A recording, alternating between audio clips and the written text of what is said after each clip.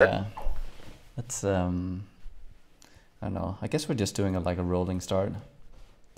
Yeah, that's fine.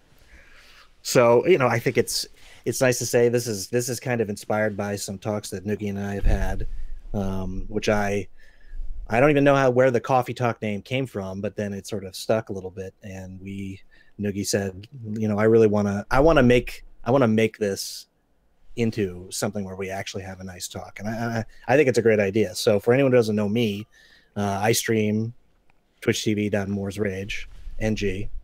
And I tend to stream PoE whenever I have free time, and stream racing and endgame and crafting whenever I Mhm. can. So that's me. And then Noogie. Well, um, a little bit further than that, why should like a lot of people like just stream and stream a little bit and play a little bit, but Sure. why are you interesting? Have you been around for a long time? Who are you? I think that would be a good thing. Well, Just get. well, I without too long, I have been streaming PoE for I guess maybe 3 years now, but I've been playing PoE almost since the very point you could play when they opened it up for closed beta invites. I I do play on the Alpha realm, and I have played with many luminaries in the history of PoE that people might know me from Crypt to Etup to Noogie, Havoc. And I think that I tend to bring a perspective of I like to I like to solve a problem, whatever that is. If the problem is they've nerfed block and can you cap a block still? I like solving that problem. So I think that's really me in a nutshell, if I had to describe Mhm. myself. Well, yeah, I am Nugi, streaming on this channel, and for the people listening in, that's twitch.tv/Nugiyen. And yes, I've been around since not alpha, but beta. I got a little invite from the Lord Chris himself while I was streaming the other competitor game to what we're discussing tonight, Diablo 3. And he basically convinced me to try out his game because he was so good and he was giving me a great offer. So I decided to try it out, and I've basically been hanging around since. The game is so complex and there's so much stuff to explore and to test out, and yeah, there's just like a never-ending stream of things to do in the game, and so that's kind of what kept me just sticking around, and the community and all the racing stuff and so on. So I guess we are what you would call veterans of the game, if anything. Yeah, I think a veteran's Yeah. a good word. Anyways, let's just go on with today's topic. Morse. Okay. Well, so we figured it would be worthwhile just to have just a little synopsis of what Legacy is, for anyone who's been maybe living under a rock or hasn't really paid attention. Legacy is going to be the next Challenge League, and basically it's going to be I've seen it described as flashback, on crack, or ultra flashback, or something like that. Now, I don't know if that's necessarily accurate, because flashback was at times every mod enabled, and this is going to be much more choose your own poison, whatever three previous leagues that you want to have running. So if you want to have Nemesis, Breach, Beyond, you want to have Anarchy, Rampage, Onslaught, it doesn't really matter. You choose and you put it together. And the nice part is, at least so far it seems, there's going to be a window where you place your stones, and it activates it for the next several zones you zone into. And then there are unique stones that can drop, which will let you into specific realms. And that, of course, brings us to the next point, which is they are buffing all sorts of uniques. And then they're also introducing legacy uniques, aka uniques that have been changed or nerfed or buffed. They're letting us get the old version, and on top of that, it will be a foiled version. So, which of course calls back to Magic the Gathering, Pokemon. I guess Hearthstone, has Just gold. trading I card forget what games, basically. yeah, Like where trading you, card where you, games, where you exactly. have Whatever. the physical card being foiled. Right, exactly. So you'll end up with maybe not a unique, but a very rare copy of Yeah. whatever unique, and it could be legacy on top of that, meaning that I think the classic one and the one they linked was Facebreaker. It was 1,000. It was 800 to 1,000, and then it was nerfed to 600 to 800 melee, more unarmed physical damage. And so you can now get the 800 to 1,000 roll. But of course, interestingly enough, if you divine, I guess you can divine the foiled version. Well, but if you divine it, let's talk about that when when we get there. So anyway, actually, one thing. So that's when you said, because I hadn't heard you mention this before, you said that Legacy League is going to be flashbang on crack, and so something that immediately that I actually thought about is that, well, since it's not going to be flashback on crack, but a lot of people enjoyed all the flashback stuff, but they didn't. I think over time we've seen that they have gone from being very you didn't have a lot of choice in the challenges you were faced with, to now you have a lot of choice in when you want to take on a challenge. And so with the, if you think about it, then you have the new League Stones, or the Legacy Stones, or whatever they're called. You can decide in which order you put them in and when you use them. You couldn't do that in flashback. You had to wait your turn until it came, and then you would like do it for X amount of hours. And I think they've done this for a lot of different mechanics, right? Everything it seems to me that every single league has a lot more just player decision on challenges rather than forced decisions by GGG. I don't know what do you think about that? No, and I actually think that's a really good point, because I would have said that the successful part of Invasion was the challenge, right? So, and there was like a different element going on. The unsuccessful part was now, I mean, some people might have liked it, but you didn't know what boss was in the map. It could be a boss that countered your build, and you didn't know where the boss was, sort of. So it created this weird uncertainty that I think people didn't always like. And I feel like the best ideas are when they take a good idea, like you're saying, and they make it to where you have the choice. So like if you have a slow build, you don't want to run Onslaught. Yeah. But, you know, on the days where Onslaught's running, well, you're just like, wow, I just can't, I almost can't play for these 2 or 3 days. So now that you can just be like, well, I just want to run Beyond, or I just want to run whatever it is, giving you the choice, right? Putting it on you creates a better experience for everyone involved, right? So if you die, you can't be like, well, I mean, it was this stupid, I hate this league and I had to play it because these are the 3 days of that. Well, if you die because you put the stone in, well, that's on you. So I think that creates a better, it just creates a better definitely experience. Removes a lot of frustration. And I think that Breach, yes, exactly. And you saw this with Breach, right? Why was Breach so successful? The same concept, that core underlying thing is going on there. And I mean, so what do you think is the most successful way to do that? What they're doing right now, or do you think that there's like a better, that's the question, really, isn't it?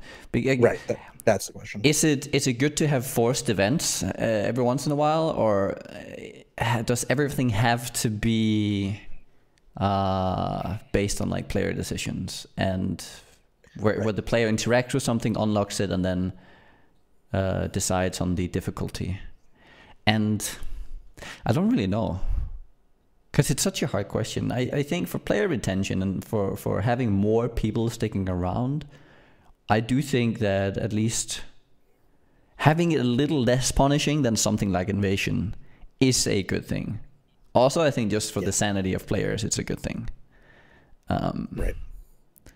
Though I do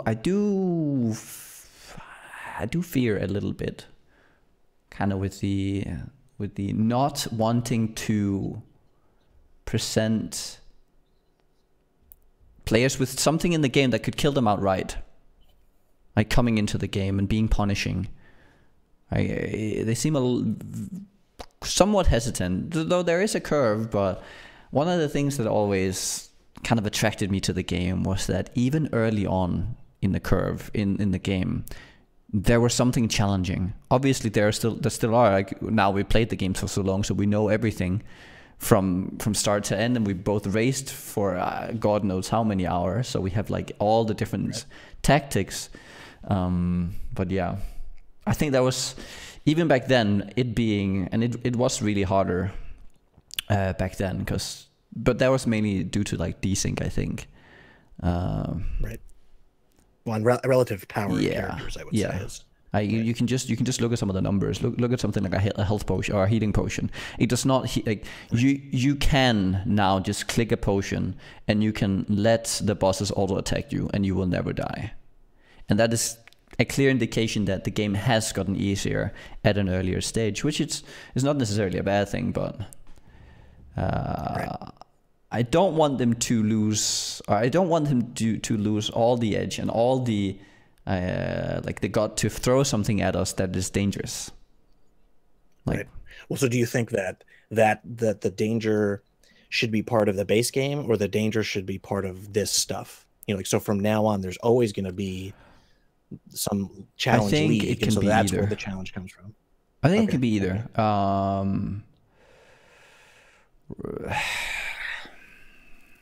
I feel like they've only subtracted from that for a long time, to where it's at the point where it's now where I think that they can't really take anything else away. They can't, if someone gets angry about dying to a certain thing, it's, well, there is that you are supposed to die still to things that are out of your control, because that's the only way you learn to adapt to them. And the game is, to me, a lot about adaptation. Though with the League Stones, there's a lot of things to learn and adapt to there as well. And the League Stones will be very interesting, because there are all these new combinations, and you think you can manage them, but you can't really. So it's definitely gonna be fun to play with. Right. Well, so it's interesting because you say manage, and it made me think of sort of something that I've been sort of concerned, and I mean, I don't know if it's a concern, it's just I'm wondering. It does feel like it's gonna be a little cluttered, just a little bit. You know, we're gonna have to manage what I'm assuming is Breach, because Breach was so successful. I'm assuming it will stay around. So we'll have essences, breaches, we'll have the legacy stones. It just seems like there's a lot of either just dealing with the micromanagement of the actual thing itself. You'll have to have all these stones in your inventory, perhaps, or in your bank, or then just clutter on the map itself, where there's going to be, you know, a shrine and a whatever. Now, I guess Bex, I did see a post from Bex talking about there's a maximum limit to a zone.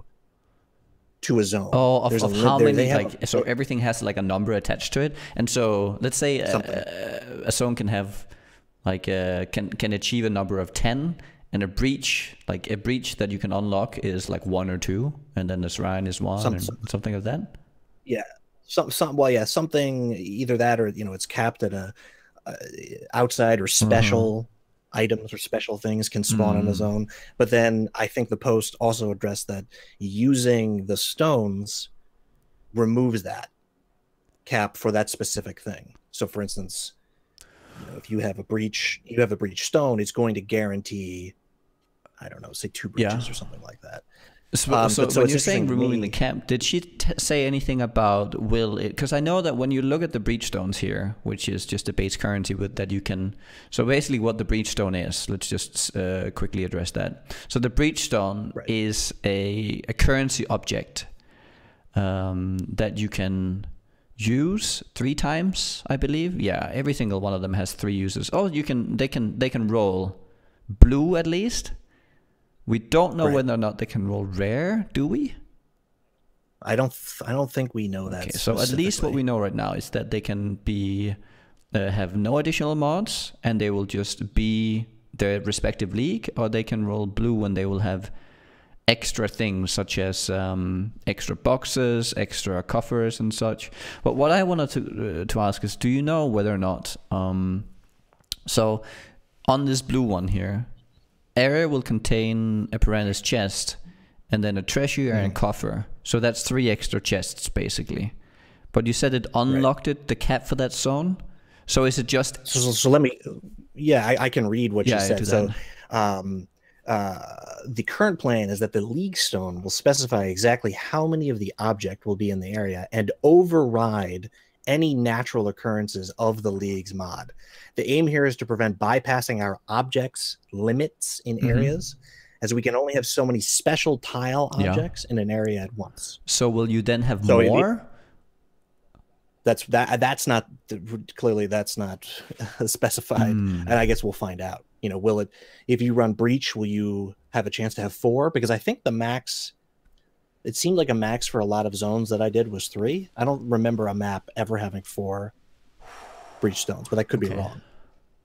Okay. You know, yeah, I mean, but so let's say for me, well, obviously we don't know, but like, I guess it's going to be interesting to see whether or not, let's say a zone has 10 different objects or events going on with shrines and breaches and all this kind of thing, whether or not we can push it to 13 or higher, or if it's still capped, but it then replaces them with whatever we're spawning in there. Right. That's the question. You know, how does the mechanic, I tend to think that it's going to replace, right? Because, you know, we've seen, I think that they want to have the experience of flashback, but I still remember, was it 2 flashbacks ago where the rampage mod would just blow up the server? There was something about it and they disabled it. I forget, because it spawned a like, oh yeah, I think I remember that weapon, that there was something going on with one of the flashbacks and they had to like row or not run it. Yeah, they just turned off Rampage. I thought it was Rampage, or it was some one where you were like, why would they have to turn that one off? But it had since there was Beyond and other stuff, it was like scaling to this and then it would have to roll a whatever, a check on every monster, and then the server would blow up. So, you know, I feel like they I would guess it would be 10, you know, 10.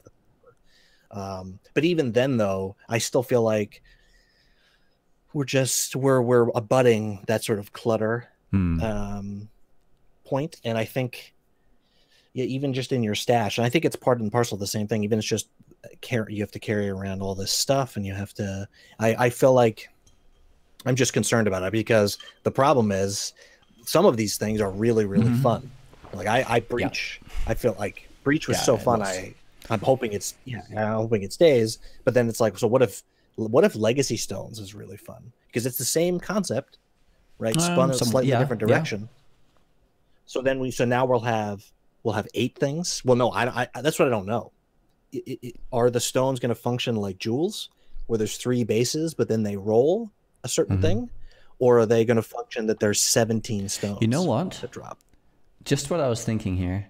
This might actually be a good way of reducing in-game clutter, because if they give us the currency items, instead of having to spawn X amount of things in every zone and represent every league mechanic we've ever enjoyed, right? Because right now we can get a shrine, a breach, Beyond, Bloodlines, Nemesis. We can't get Rampage, but we can get all of these in one zone at any given time. But let's say that they have decided, well, because this could be the thing. They might set their offers and thinking, how do we solve the issue of clutter? Of all of like the league clutter that's in our base game right now. Well, is there a way we can take all of it out and give players the choice now of how they want to approach it? Obviously, I think for a new player who doesn't know anything, you might want to give them the experience of some of them, but maybe on a more rare basis, and they would seek them out later. But this might be a way to clean up their game. I was just thinking about it, because if League Stones stay and they drop in somewhat in an abundance, that's just going to replace the normal, right? You just get the League Stone instead of the different spawns in the area. Right. So then the question would be, so let's just say you're leveling right now and you're in whatever zone and you have 4 things. You have a box, you have a shrine, you have a breach, you have an essence. So the question would be, let's say so that's 4. You know, again, we're speculating a little bit. But let's just say you can get a lot of stuff. Would they reduce that now for leveling, where it's a little more rare to get it? Because then when you get a stone that drops as you're leveling or anywhere, you can then be like, oh, you know what? I remember three zones ago I got a breach, and then you put breach on, and then all of a sudden you're back to having a couple of breaches, and you just go from there. I mean, because I see that as a way of dealing with having all this clutter all the time. That you get we're just going to give you these small things, and they're not, and then you have like a cleaner experience throughout your playthrough. And then Okay. you can Yeah, you think could that would tailor be- your new playthrough to I want to beyond Right. everything through my entire playthrough. Right? Yeah, yeah, I yeah. think this could be that could be a good way to obviously it's going to give you more currency clutter. 'Cause it takes it takes clutter from the game and it puts it somewhere else. And we do have a lot of currency as well, so I don't know which is better. I think it's probably better just having more, like we can just stash these. That's easier to deal with than having all this like visual clutter all the time on the screen. Well, so, you know, and one suggestion that I've always really, I thought was one of the best suggestions I've ever seen on Reddit was a guy sort of, you know, of course it was just a mock-up that not maybe it's very hard to do it, but you know, it was like the key ring in WoW, where there was like a separate little bag for just for keys in World of Warcraft, Yeah. but in this it would be for specifically for currency. Yeah. So it's like if they had now maybe they don't like that for currency, but if the league stones become the thing, Yeah. and you have a stones bag, you know, I mean, I could see that. Then You could if even an build auto some gets lore put in around there- it. Like why you carrying this little thing. I think that's important. I think one of the things that's been getting to me a little bit with all these leaks and stuff, it's like how do you tie them into the game to where they make sense? Because that's important to me, that things make sense in a lore perspective. Like why is there a tempest all of a sudden? Well, I can kind of see like the weather is going bad and stuff like that. That's fine.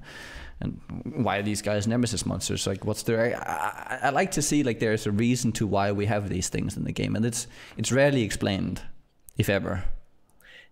Right. Well, yeah. I mean, I would assume that some of them are thin connections at best, but that's that's okay as long as there's just a little something. I think it works out. Well, I mean, and I think that's a good point. You know, if there's your bag of I don't even know what you'd even call it, your stone bag of power or something like that, that you gain when gems, you defeat. like gems, or like the Gemling Queen and all the power and the thaumaturgy and all that as a story. Right. So why not a league stone? Yeah.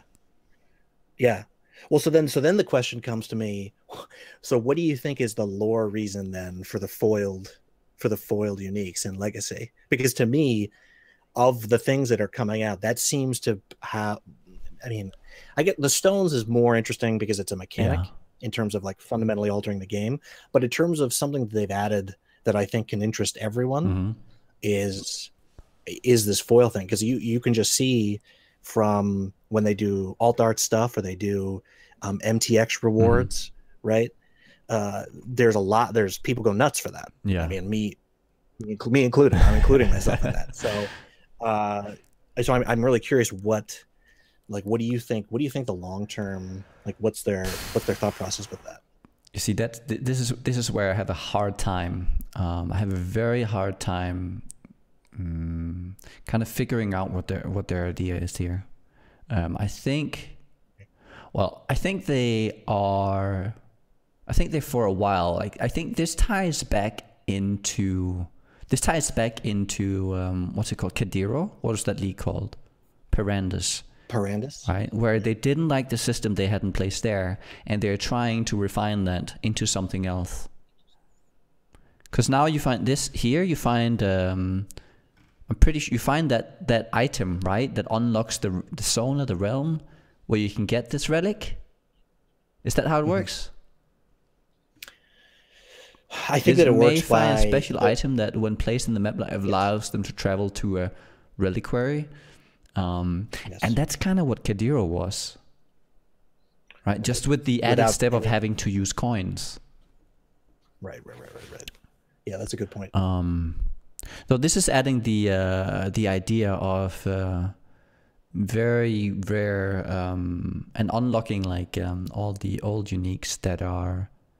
I just don't know what their idea is there, because it kind of defeats the idea of the previous legacy items we've had. Obviously, this is like we have legacy items, and so therefore we call this legacy, and therefore it ties into relics as well.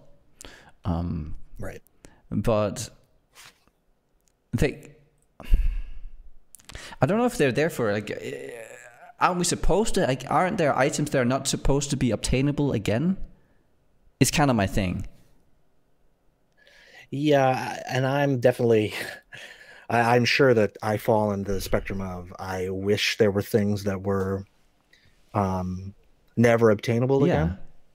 again. In some sense, I think that that adds real, true exclusivity to them, and I Yeah. think that the foiled slash whatever. I mean, I think it's an interesting idea for sure. I guess we'll have to see. You know, if they are, Like you know, what if the they're old ones with the old stats will not be foiled. So you will like, so correct. obviously you can still see the difference between the true legacy item and then the foiled version of the legacy item. Right. Though for me, for this, if these foiled items are going to then, if this is going to get introduced later on, like, will we be able to find them again?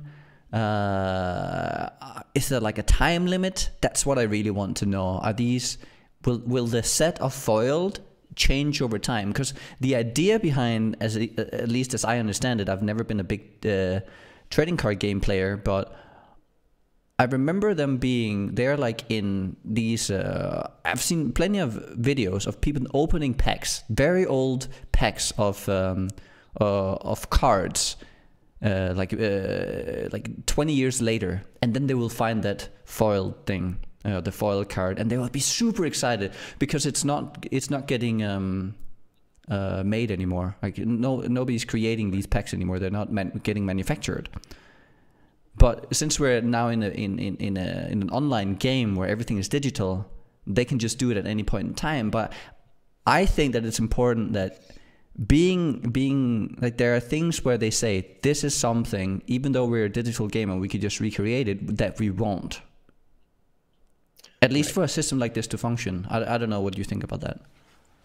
Well, you know, and it's a real tough sort of subject, because we have had examples of where they said we'll never see it again, and I think that for the most part that was true. But then, unfortunately, the real world intrudes on these things. So for what affected me, all the race rewards came over from the Russian Garena server, I think. Yes, I believe that. And so that was sort of a weird. Now, they at one point they said they were going to mark the Russian ones with something, but I don't think they did that. I actually don't think that actually ended up. Maybe that was too much work. It would have been, you know, I have no idea. And I think that, yeah, maybe they would have to have done that as they were pulling them over. Yeah, I could imagine that whenever they're already implemented and they're being like changed, like they changed hands, and that then they probably it's hard to find them again, I would imagine. Right. So, you know, I guess it's a tough thing, because, you know, I don't want to argue from the perspective of somebody who has a lot of that stuff, and then it's like, well, of course I want to keep the value of the thing that I have. Obviously. But I think that I do think that there's something to be said for truly exclusive. And now, hasn't it happened with one or two MTX?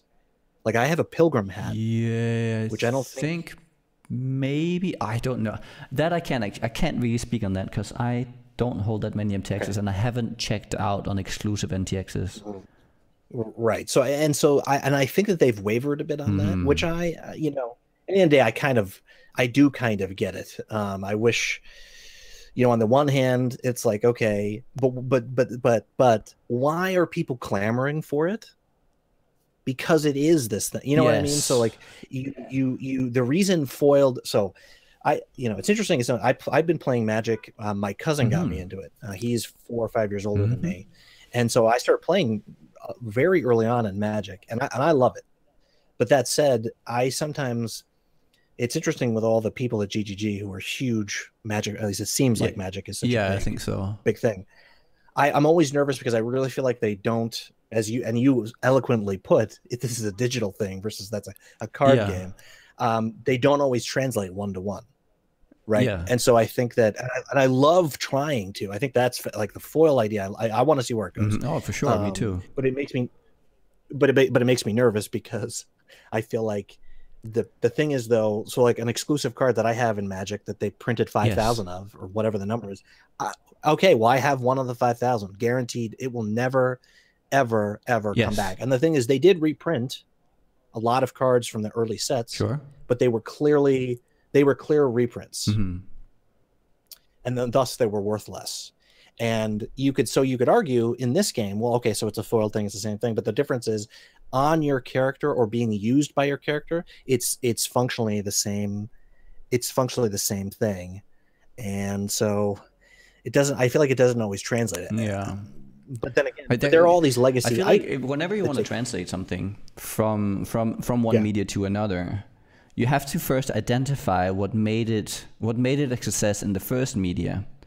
So you want to trade, because you want to translate that same feeling and response into the new media. And if you're bending the rules in some areas, you will also bend how people respond to them. And I think that's something that they definitely need to be careful about. Yes. No, I definitely agree. So yeah, I like the idea of the foil, and I like the idea of the legacy unique. We'll have to see how rare it is. You know, if it's as rare, like if plus, well, and that's, you know, leads into other topics, but it's like, I think one of my problems with divination cards sometimes is in the same vein. So you wanted to get a +1 or, you know, cursed, what is it? Vol's Devotion, right? Yes. That was before divination cards. I guess they existed in standard and hardcore. Getting them in a league, impossible, right? You would have had to. Yeah, you either just had to just pray and get lucky, you know. You get like chancing amulet. Yeah. So you might, if you're really pushing to get amulets, you might get the chance of getting like a couple of them, and you corrupt them, and then it's 1 out of whatever. So you have by the start of the league, you know, you'll have a 10% chance of getting it, and that's it. After putting a ton of work into it. Right. So, and like that, I kind of, I like, and I do appreciate the fact that I can hear the people being like, well, you know, I want to play PoE and I want to have fun and I want to such and such. And so they want the same experience. And I agree completely. But the thing is, you have to look at what made Magic popular, right? And part of it, unfortunately, was playing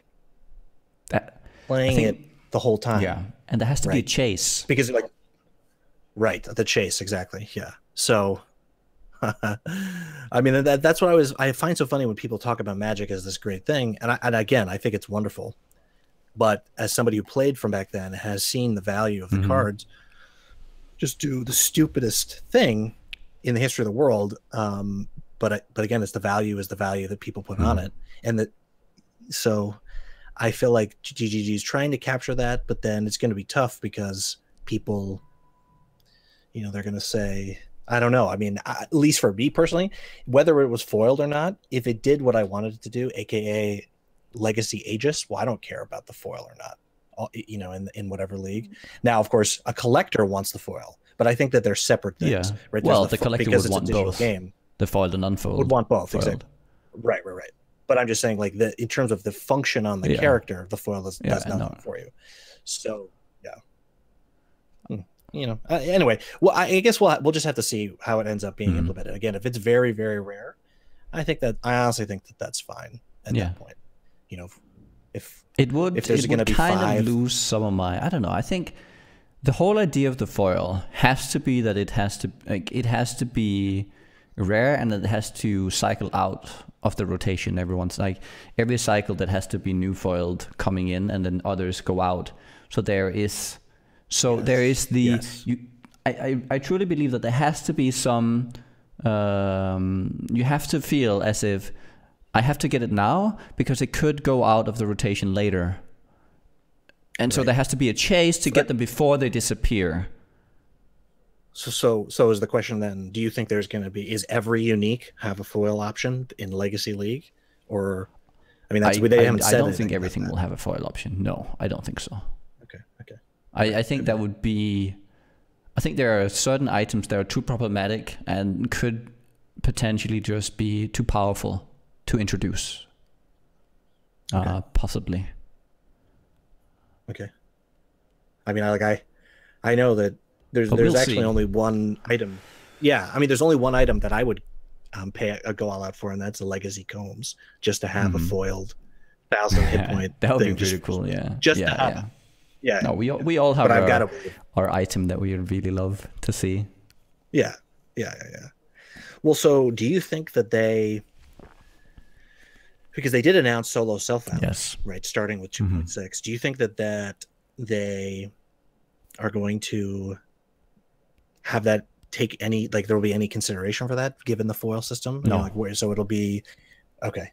I hope not, right? Because if you're choosing to play solo self-found, it should be. I think the way I have suggested solo self-found, and a lot of other people in the community, at least, the whole, everyone talking about solo self-found, I think the consensus was that all we needed, and I think that's what we got from GTG, was basically a way to legitimize the solo self-found system. I've been in many solo self-found league over the time, and I think it started with Crip's solo self-found challenge. That's kind of where the melee, like melee solo self-found, and right. I don't think we. But what did we called it anything? We just had to be melee. No, you did. Maybe didn't SSF. Didn't you have to name your character something? I don't remember. God, that was so long ago. Yeah. Okay. But that was the first one, and then since then people have tried to set up different sites and such and such. But every time something like this comes along, you always have like a few people then getting, like, you will see a post on Reddit a few days later of someone with that tag trading, and that delegitimizes the entire thing. The moment one guy does it, everyone thinks, well, then there's probably more, and there are more, and so right. At that point, people lose interest because there's no legitimacy to the entire thing. And so with the solo self-found thing they're implementing, which all it does, at least from my understanding, is it just gives you the tag, and it removes any option of you cheating within those parameters being solo self-found. Right? Yeah. You can still trade within your own solo self-found characters, I believe, but that's it. I think so. Yeah. One, and I think that's such a good point. The sort of formalized method or formalized way, because like when people might not remember, or maybe weren't playing PoE, but racing at one point was just racing. It was just like playing the game. So there was no solo or party races. Everything was a party race. So people would be like, well, I played solo, but you could trade items and gear. And so they formalized, okay, you're on your own, on a fresh character, fresh stash, etc. So I'm not surprised that they basically, making it work within the league. Obviously, that's the technical wizardry they had to solve. Yeah, but I think it's good that they. I don't think it's good that much they had to do. In all honesty, I just can't. Well, I can't. Come on. Who knows? I've been yelled at enough for being an armchair. I know. We shouldn't assume too many things, but. Right. But yeah, and I'm really interested to see how this plays out, because I've had a lot of people ask me with a lot of interest, Mors, are you going to play solo self-found? I'm sure you've gotten more than me. And it's weird. Will you play? My answer is almost always no. At some point, maybe, but not as my first character. I I guess I might be in the minority in that I like trading. Oh, I think a lot of people know. I think you're in the majority. I think the majority likes trading. Okay. I think there is a vocal minority that likes playing for themselves. Right. I think everyone wants something. We can all agree that we all want something different in some respect of the game. I like how they're implementing it. So very simple, straightforward, just the bare minimum of what we need, and then the community will take care of the rest, as they were already trying to. And the only thing they needed was just the way of legitimizing it, which is just what we need. Yeah. It's the same thing with racing. I think just to put those two things like side and side when you talk about, well, now they're just implementing solo self-found versus the race stuff. One thing I hope that they don't do is that they overcomplicate things again, because I think they were overcomplicating things with racing as well, with how many new types of races, what they needed, what kind of rewards you were getting. Yes. That wasn't really why people raced. Well, obviously it's nice to have something to chase for, but you could give people a carrot like an item that had no value, no use. It was just a carrot saying you are number one, right? And if you could get that, you would go for it. Yeah, yeah. Well, and you know, and it's so interesting. So, what I wonder is how close are we to being able to utilize the technology from Solo Self-Found in order to? And Ziggy had the video where Chris was relating to him. Would people be interested in sort of player-run racing? My question would be, you know, I do think a big problem with racing, and I think this relates to Solo Self-Found in sort of the opposite. You would create this character, and you might play on it, you know, whatever your expertise. Then you lose the character, at least in leagues, right? It doesn't translate to the league. Now, it does seem like Legacy and Breach and stuff, it's actually a detriment. Leveling, because now that the leagues are sort of optional, right? I think this goes back to your original point with, you know, Invasion was not optional. So leveling a character in 3 hours to say level 45, where you got to skip all of the early tough invasion, well, that's a huge advantage. Now, though, that it's optional, and in fact usually beneficial to participate in the league because you get quantity, currency, drops, whatever, leveling a character without all of those, the hoopla, in a league, and then that character, you can retain that character and start playing with it on the, say, whatever the challenge league is, I think would really actually get people back into racing. Because that was always, I still remember people, because of course races were once a week, but somebody would die on their character. And it was like a Thursday, and I go, okay, well, I could start a character, or I could just be like, okay, I'm going to take 2 days off, and I'm going to come back Saturday, you know, at 2 p.m. my time. There's going to be the 3-hour race. I'm not sure if I completely follow. Okay, what I'm saying. Yeah, what you. Okay, so when you make a race character, right, in current, you no longer get to keep that character in. You can't play with it in the challenge league after the race is over. Yeah, for some of them. Oh no, yeah, none of them. No, oh yeah, that's right. None of them goes on the challenge league. That's true. Yeah, you're right. And I understand you go to hardcore with characters. I see what you mean. League. None of it goes to the actual league itself.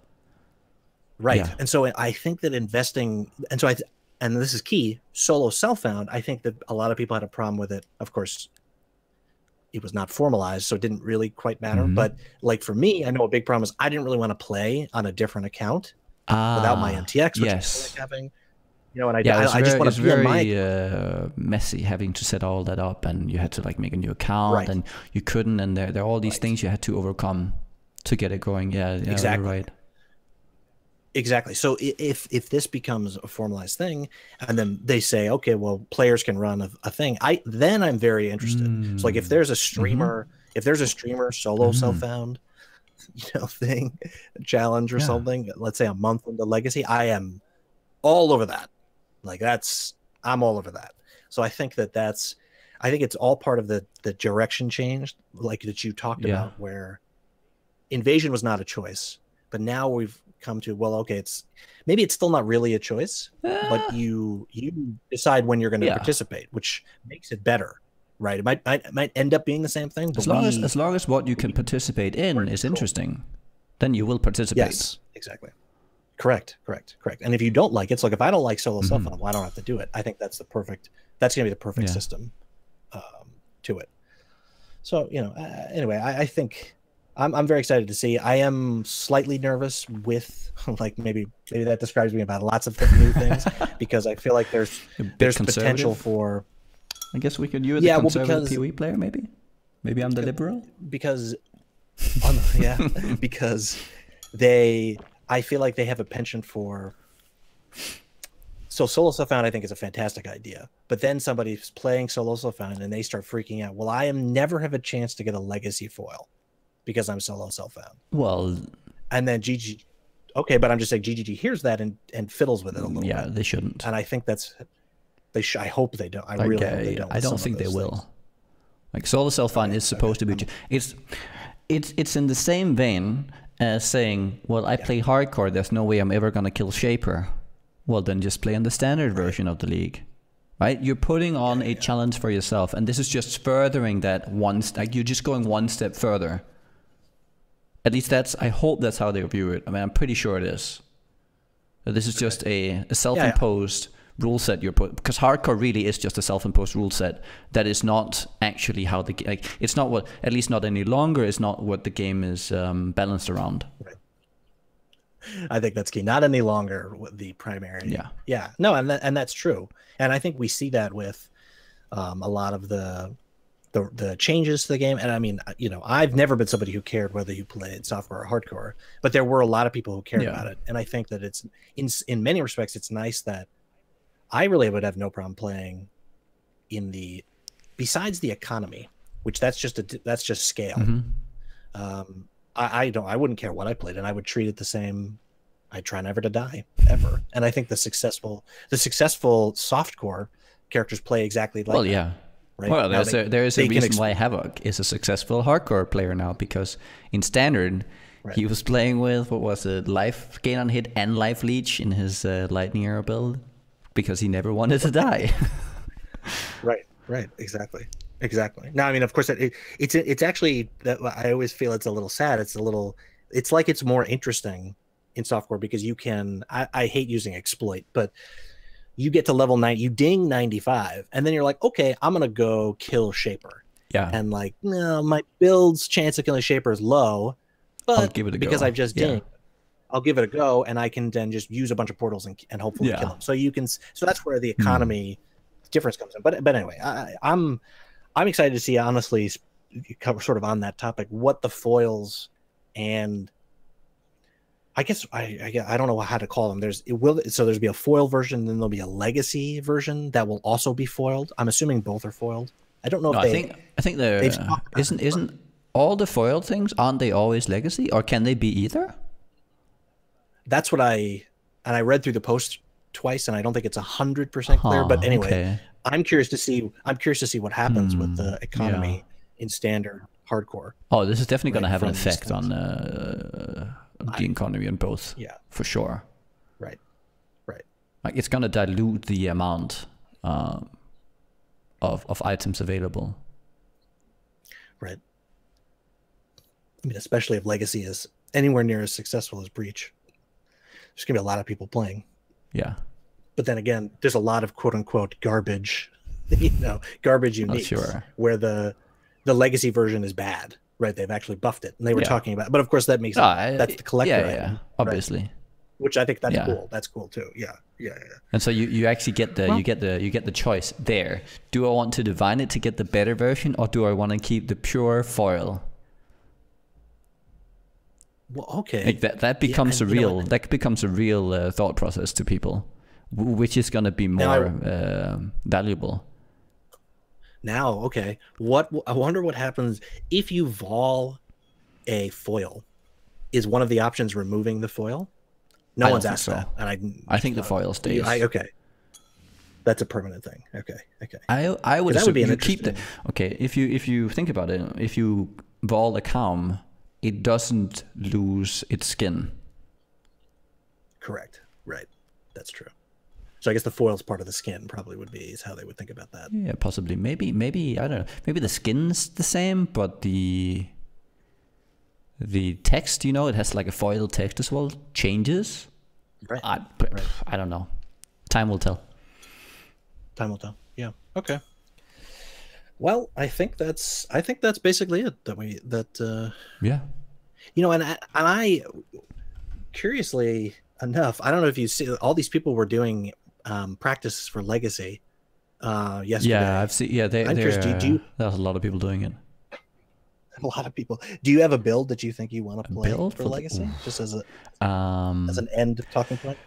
I'm kind of waiting. I don't know. Do we have any idea of when they're going to release patch notes for next league, or is it going to be on the day? My guess is no. My guess is Wednesday, Tuesday. And when is it going to release? That seems to be. It releases my time, 4 p.m. or 3 p.m. Friday. So we have like a day. The patch notes are like I think 48 hours roughly, a little less usually.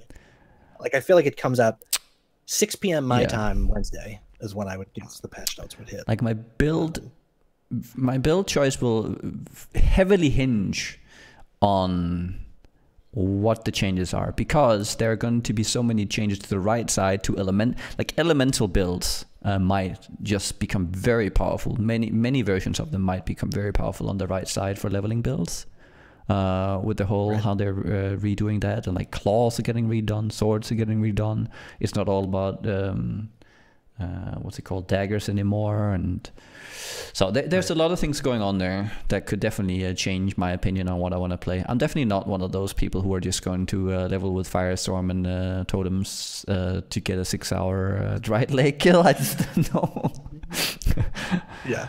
If you're going to race, then that's definitely the way to do it. But yeah, it's not for me. What about you? Well, so it's an interesting question, because what maximizes your fun? Leveling with what we know is going to be very good leveling, and then just being like, okay, well, I'm making this sort of banking on casters, right? Casters, we know casters will probably be fine, some version of them. Oh yeah. And then saving up and buying, like Legacy Soul Taker, because I know me personally, I've never made it because it always seemed bad, but a one-handed actual melee block character has always been on my. Well, you had the chance last league. Why didn't you take it? Or did you take it? You mean with Blade? Yeah, Blade Flurry and the what was that thing called? The Surrender Shield was crazy. Right, so I use the Surrender Shield, but I for me, Blade Flurry is not really a melee skill. Oh, okay. Okay, so you want to have the quote-unquote, like the true melee skill, like one of the ones that we considered ethical melee skills, right? Well, yeah, I mean, and is Earthquake an ethical melee skill? I don't know. Not really. So yeah, I'll have to see how hypocritical I want to be about. Oh, it has to be melee, and I hit the whole screen with my attack. But yeah, so it was something. It's just, it's on my list of things to do. So I don't know what way I'm going to end up going. I get, like you say, it really matters on the patch notes. They come out and they're like, Varen Nostra, or how do you say that unique? The sword, Varen Nostra, yeah, whatever, has been buffed 5,000%. Well, I guess I've changed what I'm doing. I don't think that's going to happen, of course, but they're buffing a lot of shields. I don't know if you saw the League Uniques. Yes. So that might be something there. I mean, that was and especially because you could get Legacy Aegis, Legacy Bringer Rain, so you can make any shields can basically go max block. Correct. And it's interesting. I don't know if I always feel like Legacy Bringer of Rain, but really that Legacy version, I always feel like it was overhyped a little bit. Not in terms of, it's still one of the best items in the history of PoE. I'm not saying that it's not. I'm just saying I think people don't remember that it was a little more common, and it was the easy stepping stone. Why was it so strong? Because it was such a easy stepping stone to the future, and plus you almost didn't need to upgrade at that point. But it wasn't like you put that on and you became the best melee character. I think a lot of it came down to kind of how restricted we were with melee skills in general as well. Right, we didn't have Earthquake back then. We didn't have Blade Flurry. Yeah, what's it? Melee double strike. Really? What was it was really about the double strike and the cleave and all the skills that we consider to be in the very low tier right now. That's what we had back then to work with Bringer of Rain. So I think that had a lot to say. Yeah. So what do you think will be the last, or sorry, not last, what do you think will be the most desirable legacy foil? Because we kind of touched on it a little bit, but I'm curious, like, just if you had to spitball one thing. One thing? Yeah, just your guess. But that depends on which ones they're going to come out. Okay. Let's say hypothetically all of them are available. Every single unique. Yes. Okay, I have to. Calm's Heart, I think. Yeah, because that's what I would say. To be honest. In terms of power, I think something like Aegis. Right. Okay, Aegis. Okay, Aegis has a skin in game, right? Doesn't it? Yes. It looks really nice. Okay. So it looks really nice. It looks nice. Yes, right. So it's like silvery. Yeah. Like, You or get to be like the bluish true green color. paladin when you use an Aegis. Right. Right. So yeah, I think it's clearly going to be one that has an in-game skin and is extremely Yes. powerful. Because I don't think that Shavs does not have an in-game skin, or they eventually added it. Yeah, but it's not powerful enough. It's very the Shavs in itself is like they have like getting a little bit more energy does not have a huge significance though. So they've balanced everything. Shabs in the past was ridiculously overpowered. It was one of the only ways to get another more multiplier with the low life, like with the what's that thing called? What's that called? That node. Pain Attunement. Pain Attunement was the only way to add another more multiplier. Now we have more multipliers everywhere on skill gems. That's true. So that's why it was so ridiculously overpowered. So now it doesn't have the same kind of impact. And so the only thing you get is like what 100 more ES. Yeah. Well, I'm very interested to see what's the Ultra Chase foil collectible. Yeah. I'm that I'm interested in for sure. It's gonna be interesting for sure. Yeah. All right. Well, I think that might be it right there. I think so. Yeah.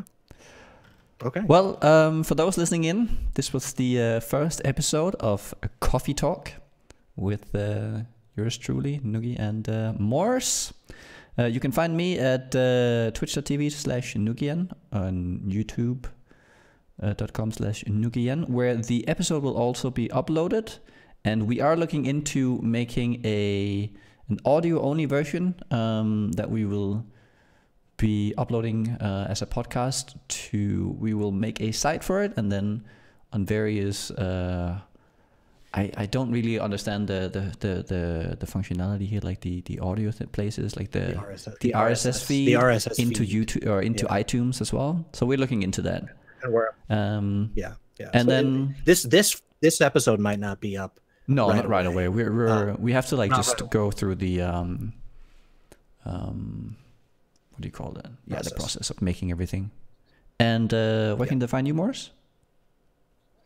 Well, so Twitch TV/MorsRageNG, and then the YouTube, I believe, is MorsRageNG, but that's not a problem. This episode will be on Nugi's YouTube, and any announcements where we're placing things that you'll know that very shortly wherever it is.